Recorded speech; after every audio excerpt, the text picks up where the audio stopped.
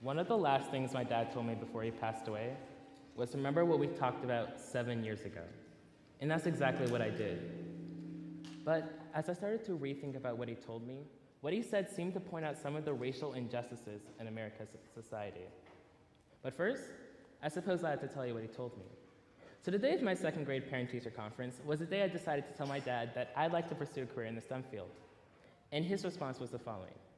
If you'd like to pursue a career in the STEM field as an African American, you'll need to make sure that your academic record is flawless. In order to do so, I suggest you obtain your PhD from an Ivy League school like Princeton or Harvard. Now, as a second grader, my only response was why. And he had told me that I was already at a disadvantage because of the color of my skin. Now, it was hard for me to believe him because I had thought that Martin Luther King got rid of all racial issues during the Civil Rights Movement in the 1960s. But I was proven wrong just a few years later when we went shopping at a local department store. That day, we bought over $300 of clothes for all three of my brothers, but somehow we've managed to leave all of the merchandise at the store. But luckily, he kept the receipt. But the next day, when we explained the situation to the manager, we weren't taken seriously. In fact, we were accused of trying to steal money, for trying to get back money for items that we were supposedly hiding at home. Now, the only difference between my dad and I's name is the doctor in front of his. But the minute he wrote down the doctor that didn't appear on his credit card, he was suddenly treated with respect. So to me, it looked like the only way for an African American to get respect in this world was to have doctor in front of your name. After all, Martin Luther King had doctor in front of his name. So I thought I'd get a doctor title of myself. And since then, I've been working hard to do so. In middle school, I joined my robotics team. And by my second year, I won a $9,000 scholarship to compete in the World Championships in Orlando, Florida. And then I heard about TJ and how it was one of the top schools in the country with a focus in STEM. So my dad and I thought it'd be a great milestone in my education. No TJ prep necessary, because I'd already been working hard. So I applied, and today I'm a proud member of the TJ community. But as I look around, it looks like what my dad said may have been right. Now, TJ is not a racist environment, but it does have a continuous distribution of microaggressions. A microaggression is a statement that is made that is not intended to discriminate, but ends up doing so in the end. These include statements like, oh, you don't act like a normal black person, or you don't talk like a normal black person, or even little things, like asking, what are you, versus asking what your ethnicity is. But here we seem to have a special strand of microaggressions that attacks the work that African Americans perform. Such as, oh, I wish I was black so I can get into college. Or you don't need to work, you're black. You're gonna get to any college you apply to. Now, not only are these comments condescending, but they attack the hard work that we put into our education. And these are the exact type of comments that I started hearing when I started telling people about the accomplishments of some of the students of our Black Student Union. Now, towards the end of my freshman year, I found out that 3 seniors got into Stanford.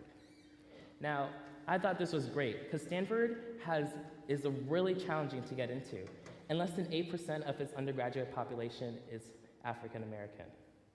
But my excitement was destroyed when people started telling me that the only reason they got in was because they were African American.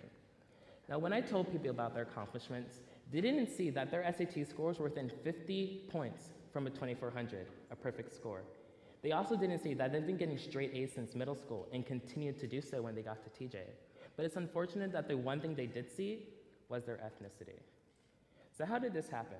How did I go from hearing that African Americans were at a disadvantage for the color of their skin to hearing that they somehow had an advantage for the exact same reason? Well, some of it has to do with outreach programs, and I've been awarded the opportunity to participate one at MIT this summer. But somehow I feel like by me participating in a program, I'm somehow encouraging the idea that African Americans get special treatment. But there is a silent truth behind these outreach programs that those of us who live near an affluent urban city just don't see every day. The thing is, there are places in the world where STEM is not as celebrated as it is here. And the people think that their time would be better spent learning skills that would apply to their specific style of life.